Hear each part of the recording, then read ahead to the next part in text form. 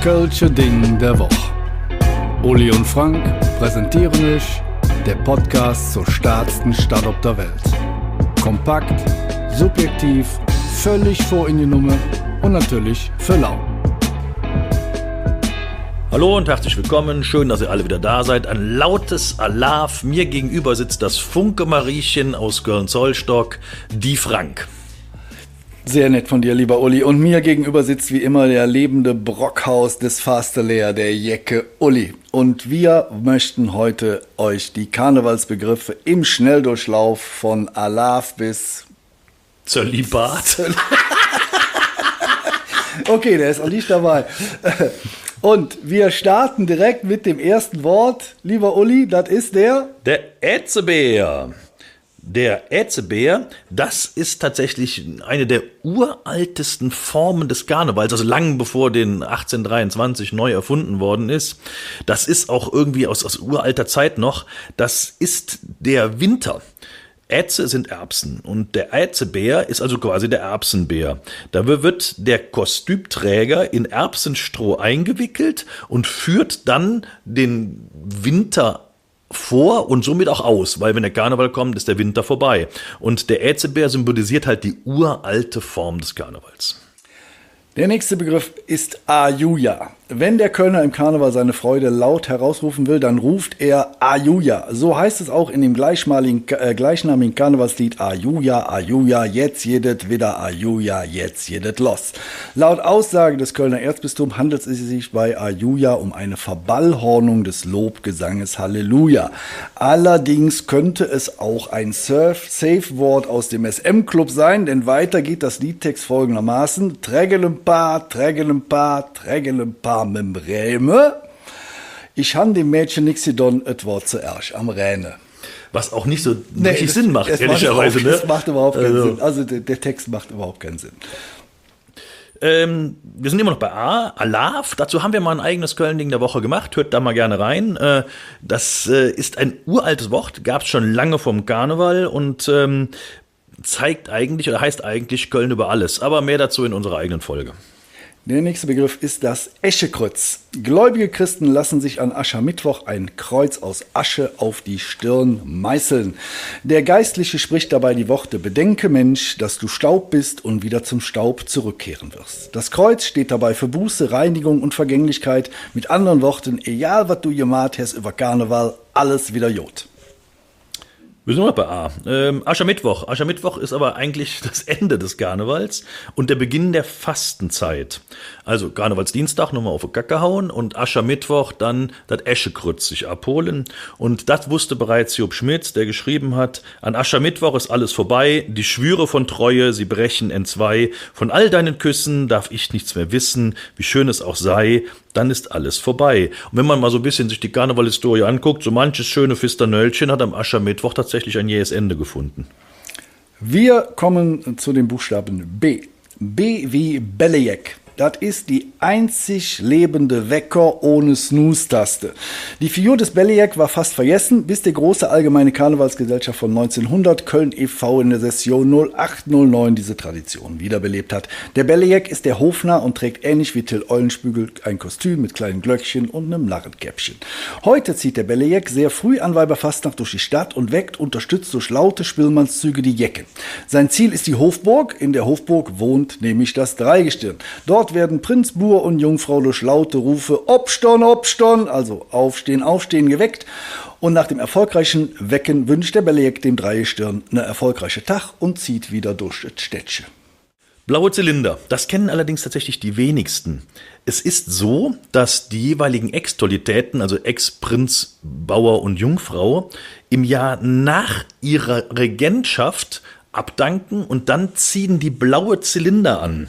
Und die Frage ist, warum haben die blaue Zylinder an? Und ich war mal auf einer Veranstaltung, da war auch Festkomitee-Präsident Guckelgorn. Schöne Grüße, falls du uns hörst.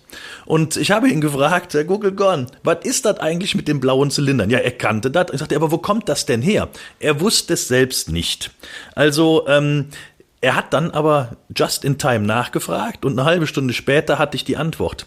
Die blauen Zylinder sind tatsächlich Deswegen, weil früher haben bei festlichen Angelegenheiten alle Zylinder getragen, die waren schwarz. Und wenn jetzt da ein paar blaue dazwischen sind, fällt man zumindest noch mit den Zylindern auf und ist ein bisschen herausgehoben, weil man ja Extollität ist. Daher kommt das mit den blauen Zylindern. Ja, das ist eine schöne Erklärung.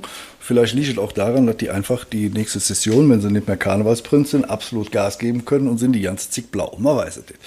Jetzt gut die Bütt. Die Bütt ist der Arbeitsort der Büttenredner. Bei jeder Karnevalssitzung gibt es auch Büttenredner, wobei die heutzutage gar nicht mehr so up-to-date sind wie früher einmal, weil keiner will mehr zuhören. Aber einer der wichtigsten Kölner Büttenredner war Karl Küpper. Über den machen wir auch nochmal eine separate Folge, der sich bei seinen Reden immer auf den Rand der Bütt setzte. Und trotzdem so einen ganz besonderen Gruß an dieser Stelle an den Jörg Runge, der Duppes vom Land. Den müsst ihr euch mal genauer anhören. Das ist jemand, den sehe ich durchaus in der Tradition eines Karl Küppers, weil der Mann hat Haltung.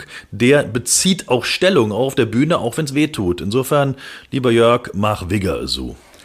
Dann kommen wir jetzt zum Bützja. Ein Bützchen ist ein Küsschen und auch nicht mehr. Das heißt, keine Missverständnisse, ein Bötzchen wird auf die Backe gegeben und wenn es ganz weit hochkommt, mit spitzen Mündchen auf andere Mündchen. Das ist keine Einladung zur hemmungslosen Knutscherei, zum Rumgrabbeln oder wie auch immer. Und wie immer heißt es einfach, benehmt euch. Sind wir schon beim Buchstaben D angekommen? Fangen wir an mit Danze. Danze ist eigentlich Tanzen und das ist natürlich ein Grundbestandteil einer jeder Party und somit auch des Fastelovens.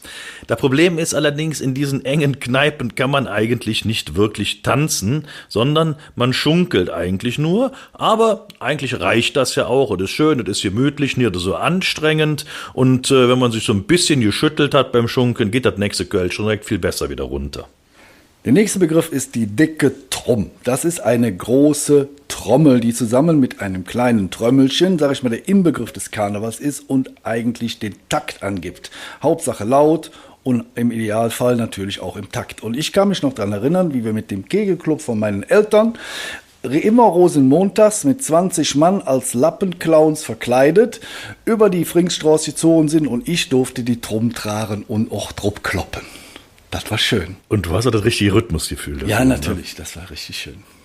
Immer noch D, wir sind beim Divertissementchen. Das Divertissementchen wird von den Kölschen auch liebevoll et Zilchen genannt. Und das ist ein kölsches Unikat.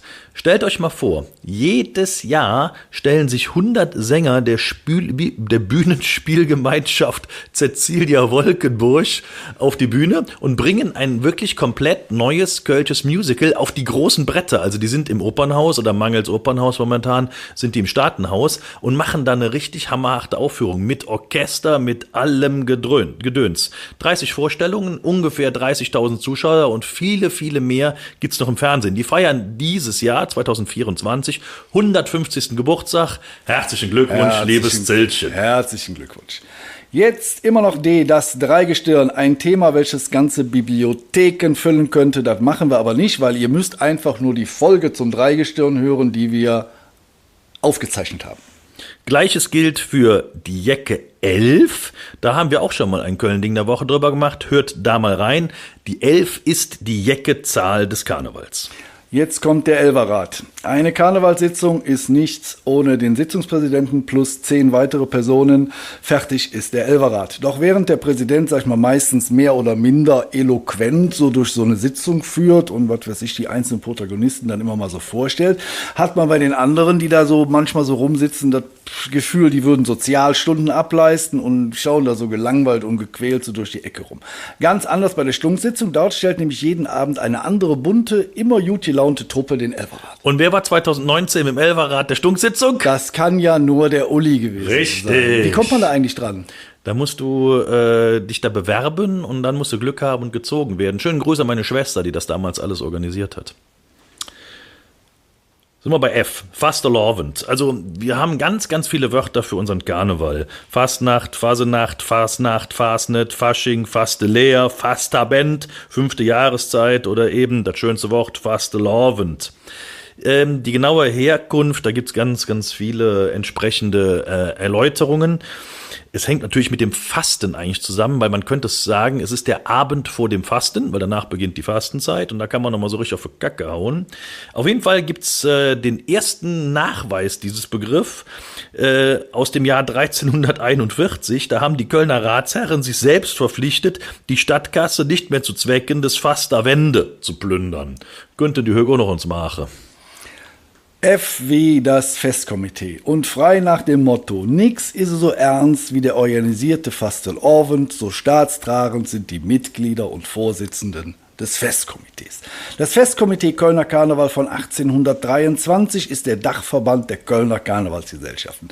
Die wichtigsten Aufgaben des Festkomitees sind die Organisation des Rosenmontagszugs und die Auswahl des Dreigestirns. Entstanden ist das Festkomitee aus der den Preußen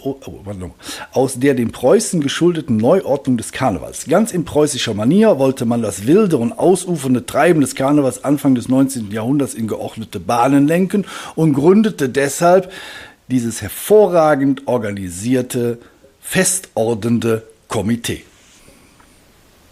Noch was zu sagen? Ich bin ganz baff.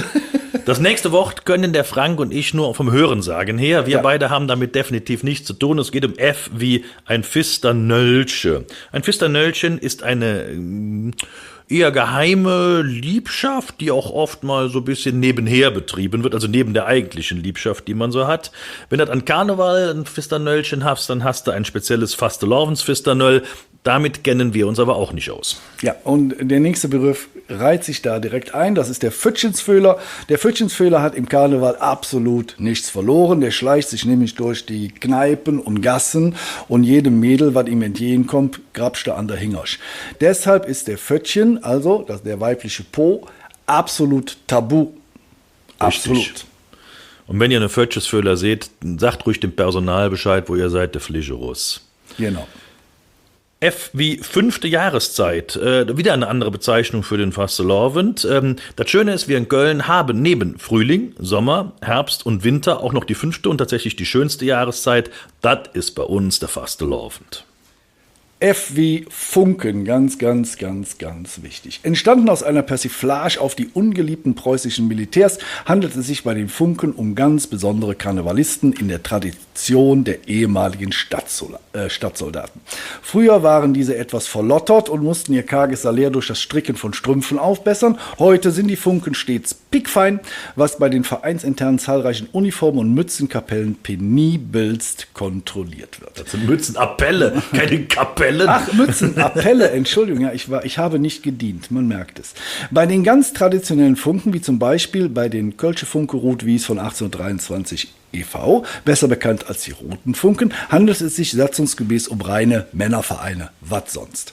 Allerdings sieht diese Satzung auch vor, dass der jeweilige Oberbürgermeister Ehrenmitglied ist. Hups, Henriette Reker ist eine Frau und ist somit eine Funkin.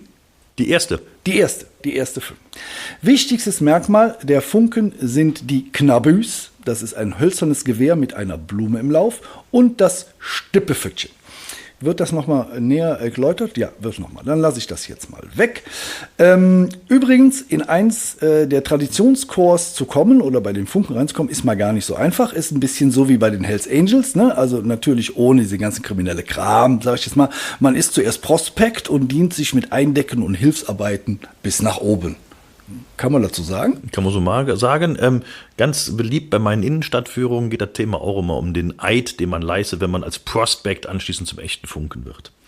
Nächstes Wort, F wie Funkenbiwak. Ein Biwak bezeichnet so ein Lager im Freien, so ein Zeltlager, in der Regel ein militärisches Zeltlager.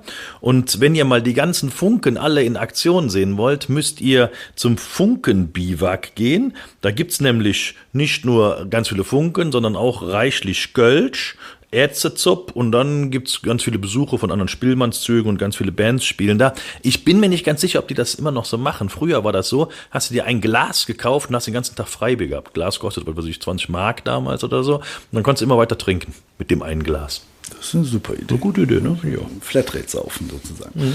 F wie Funke Mariechen. Um gleich Missverständnisse vorzubeugen, haben wir ja eben schon mal bei den Funken gelernt. Bei ganz traditionellen Funkenchor ist das Funke Mariechen zwar die Tänzerin der Funken, aber sie ist kein Mitglied der Funken.